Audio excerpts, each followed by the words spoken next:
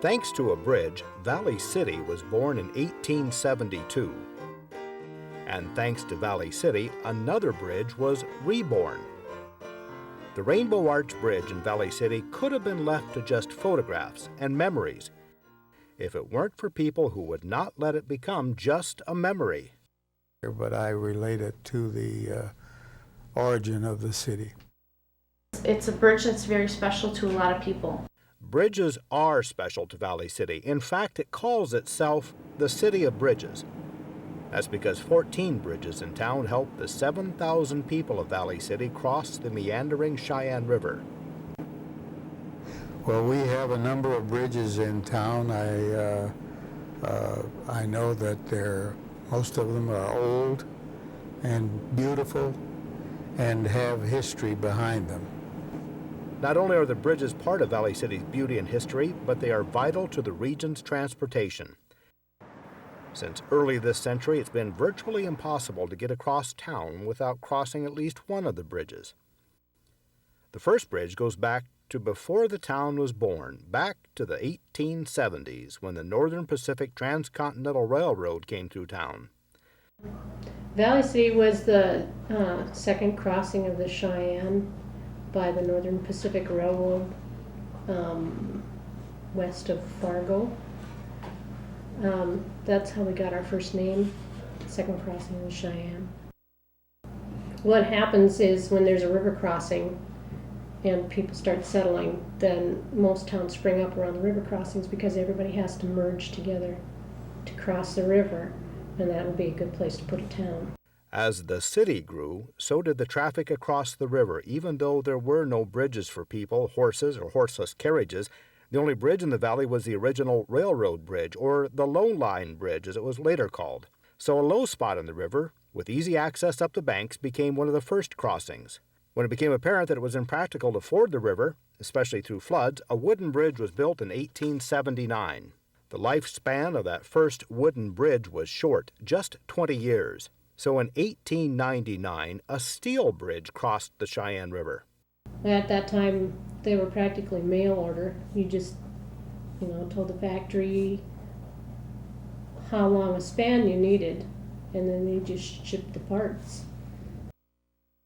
By the early 1890s, the population grew to more than 2,000 people congregating around the bridges in Valley City. The steel bridge was no longer enough to carry traffic. Something better was needed.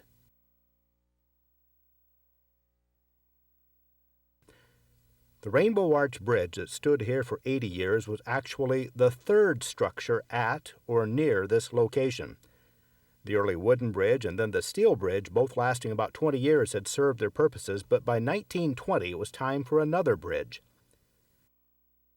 At about that same time, an engineer from Iowa, James B. Marsh, traveled the Midwest promoting his bridge design. He made successful sales presentations in Kansas, Iowa, and North Dakota. His bridges, Marsh Arch Bridges, were built as far north as Canada and as far south as Florida. Actually, according to the records, the head of the State Highway Department wanted all in-state designs, but at that period of time there was a lot of towns that wanted bridges built, and they just didn't have the time to design all those different bridges, and so they kind of cheated and bought a design. The federal government paid half the estimated $35,000. The state and Barnes County split the other half, each paying about 25%, or about $9,000. Marsh's design was to be built on the east end of Valley City's Main Street. It was a patented bridge design with a steel arch embedded in concrete. That's a change from many of the pure structural steel designs of most bridges of the day. The concrete was more than just a decorative feature, it became an integral part of the design. Marsh promoted his bridge in the upper Midwest as one that would expand and contract with the summer's warmth and the winter's cold. He traveled extensively throughout the Midwest and really touted the bridges as durable and economical and aesthetically pleasing. And North Dakota got 2 of these bridges. One was in Mott, and the second was in Valley City. Marsh sold his bridge on the abilities to withstand Midwestern weather, promoting its ability to withstand the freeze-thaw cycle that would cause the bridge members to expand and contract. By 1976, though, problems were noticed and a solution was needed. After several decades, the extreme weather conditions began to leave their mark on the bridge. What would it take to keep the bridge? Would the bridge be lost?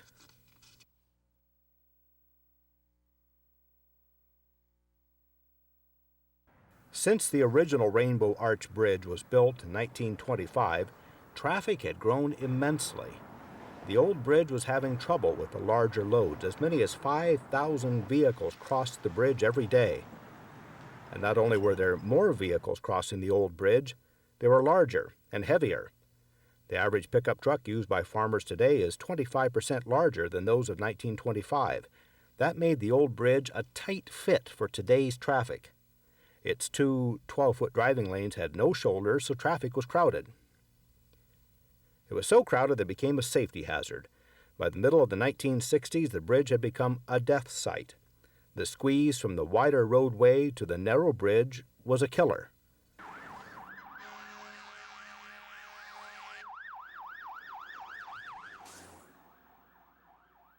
The old bridge had another size problem, too. It was only about 5 feet above the river's normal level. The Cheyenne River is prone to flooding, and the old bridge had taken its hits in some of the floods. Because it couldn't handle the traffic and the floods, it was deemed functionally obsolete.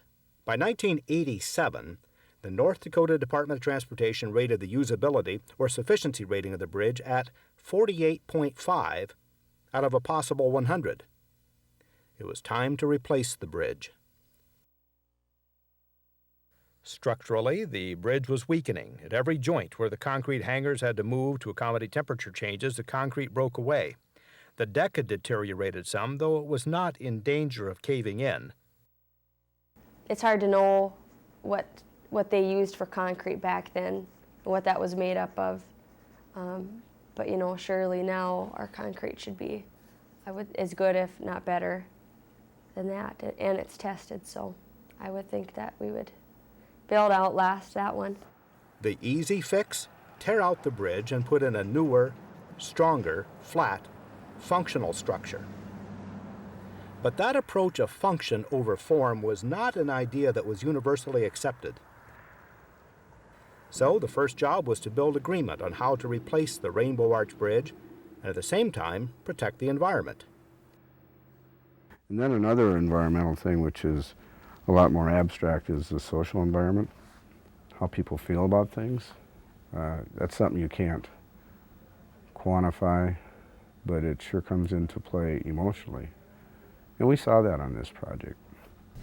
I think there were those who really wanted to keep that old bridge because it was their bridge. And there were those who were more concerned about safety on that bridge. Before a new bridge over the Cheyenne could be built, state and local government officials had to bridge social, historical, and cultural divisions. It was an effort in community relations and building community support. That's something the North Dakota Department of Transportation works hard at maintaining. Community involvement, such as meetings and other communication techniques, keeps people aware of projects in their neighborhoods. 25 years ago, people used to complain about not knowing about a project until a scraper showed up in their front yard.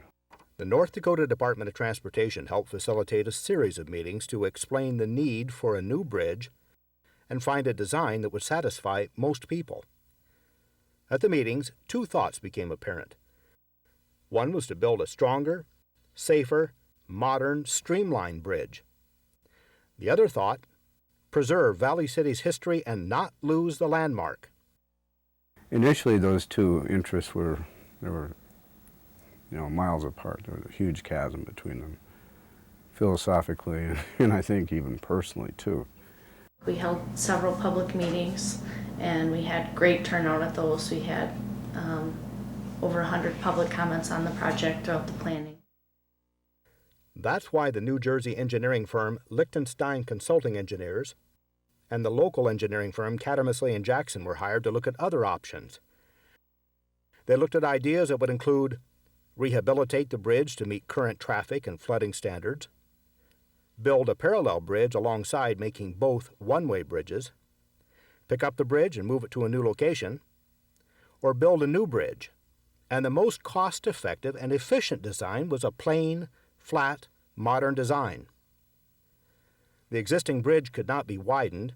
Its design did not allow it to be altered to be taller or wider. The bridge could not be moved because it would destroy its historic integrity. In addition, nearby areas where the bridge may have been moved were also protected. And if we would go north of the existing bridge, it would have impacted a local park, which requires special environmental processing.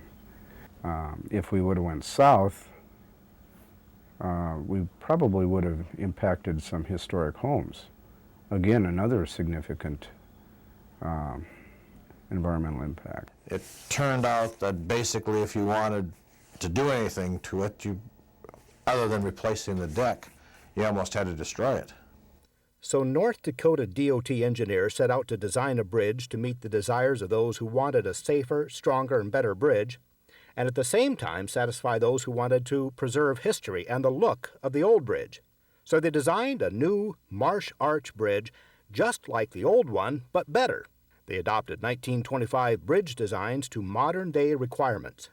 It's interesting to work on something different than just a standard pre-stressed beam conventional bridge. You know, this is out of the ordinary.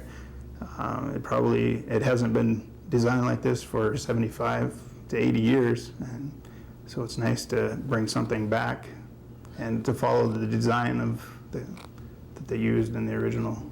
In my mind, it was a great compromise because it was a new bridge that was wider and higher in elevation to prevent flooding concerns.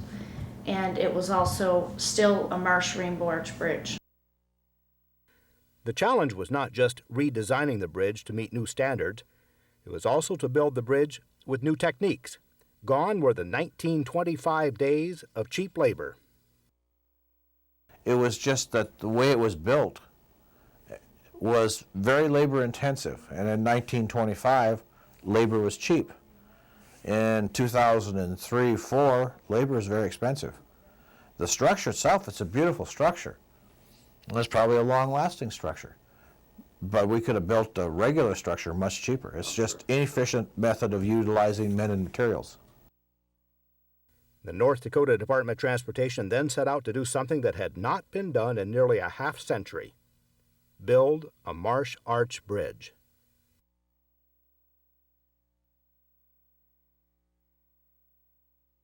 Once the bridge was closed to traffic, equipment moved in to start 7 months of work.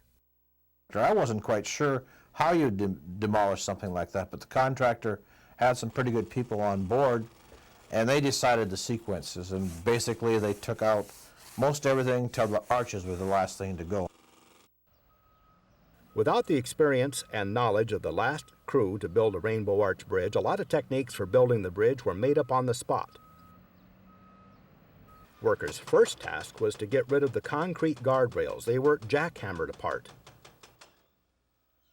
Then reinforcement steel inside was cut. Sections were then lifted out and away from the bridge. Crews then turned their attention to the bridge deck, the driving surface of the old bridge, and the support beams under the deck. Using a hydraulic jackhammer on a backhoe, the bridge deck was removed in large sections during the next few days. The entire demolition took only about 2 weeks. Then came the hangars, like ribs of a giant skeleton. The hangars from the arch dangled, separated from the bridge deck. They were taken down one at a time, leaving only the 2 rainbows, but soon they too would be gone. Once all the railing, deck, floor beams, and hangars were removed, then came the big moment to bring down the arches. Originally, they thought that once they broke the arches in half, that they would still be suspended, and then they would take each piece out. But when they broke the arch in half, they actually both halves fell in.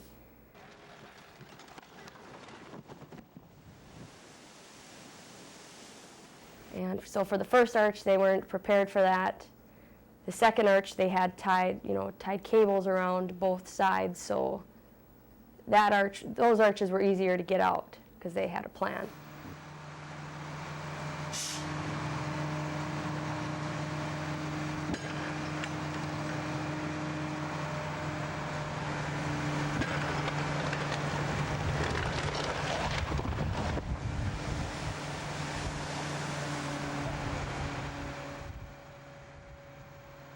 Since some pieces fell into the water, they had to be fished out later.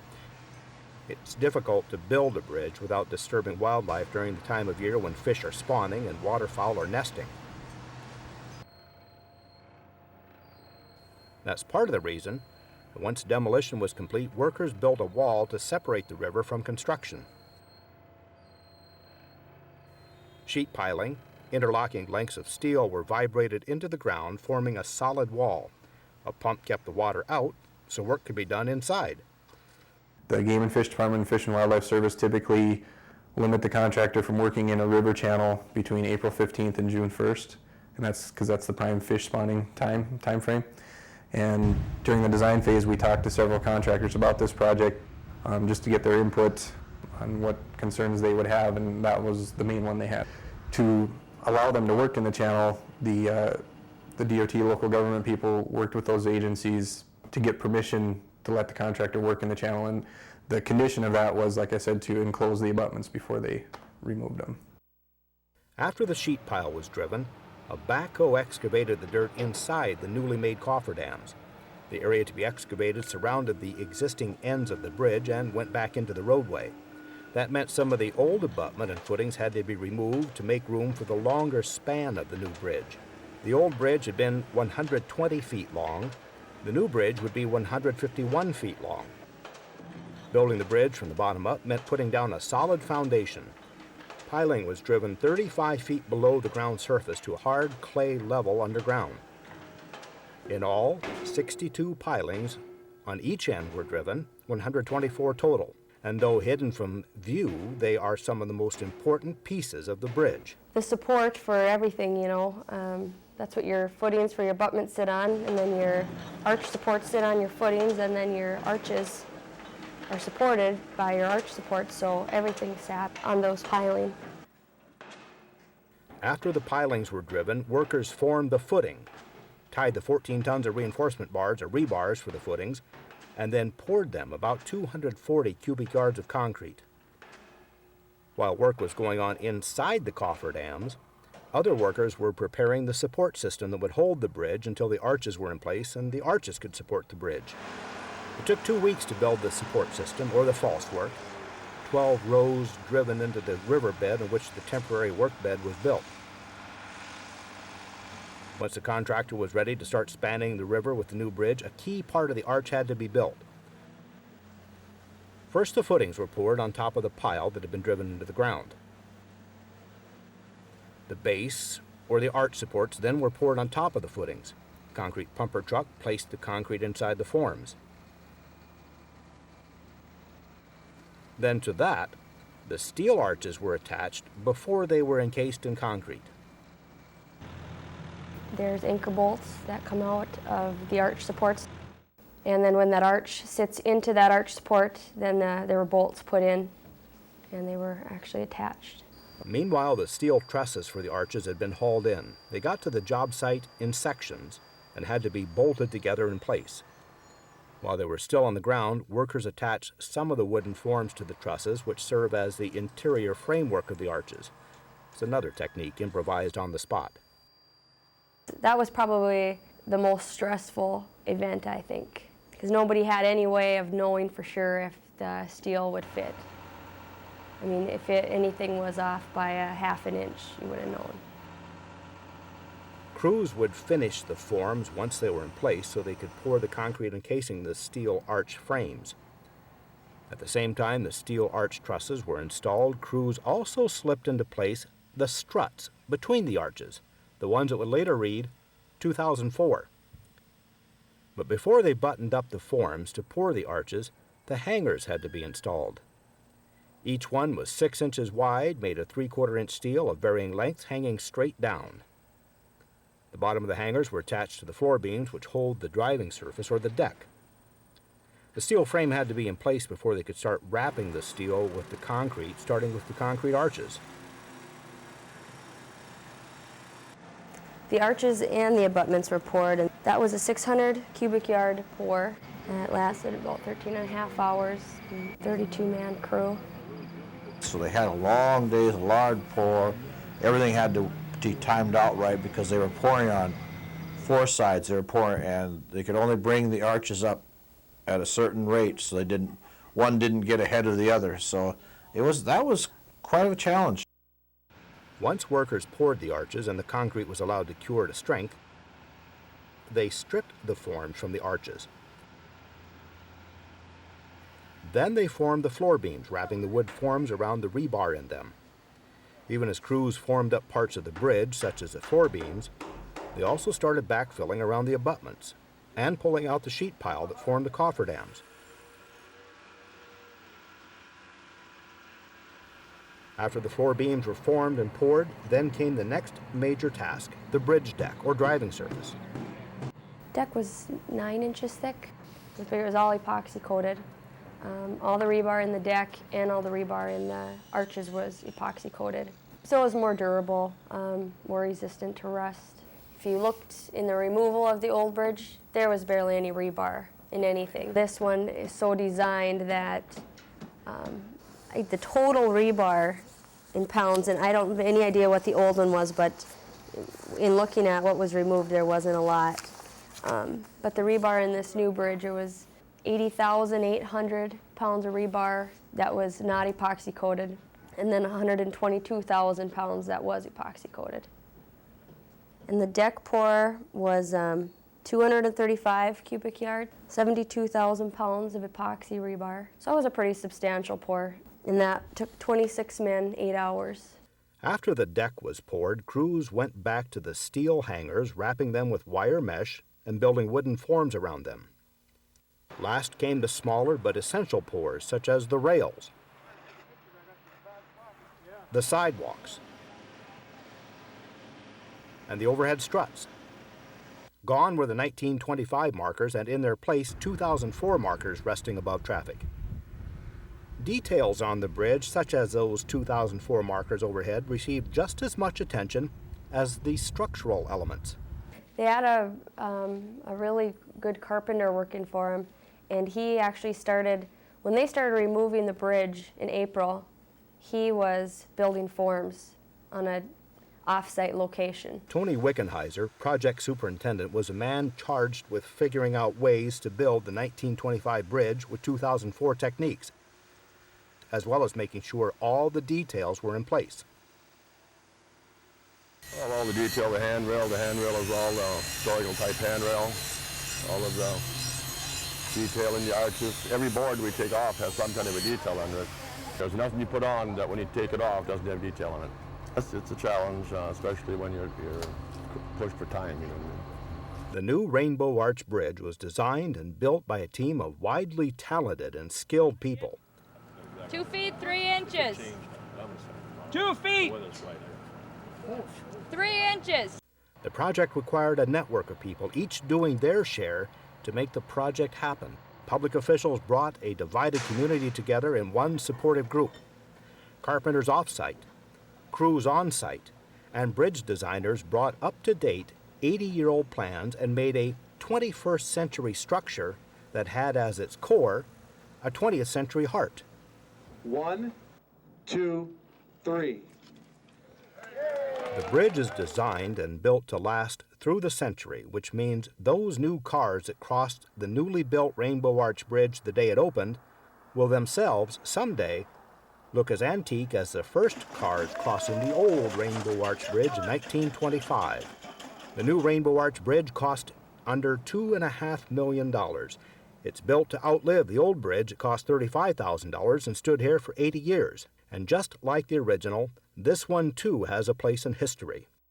And we can consider it a genuine marsh arch bridge. It's not an imitation, it is the real thing, except that it's higher, it's longer, and it's wider, and it's safer. Everybody is very pleased, very happy with it, and what you see now is, in my estimation, quite beautiful. Yeah, it is a beautiful structure. I'm too much of an engineer. I'm too much of having everything functional, and everything's got to have its place, and it still should. But that's a beautiful structure. Sometimes we have to build a work of art, not necessarily an engineering art. This work of art puts Valley City, the city of bridges, on the map and in the history books, where it will remain for hopefully another century. While the other marsh arch bridges in the United States continue to age and fall apart, this engineering art may end up being the last one standing.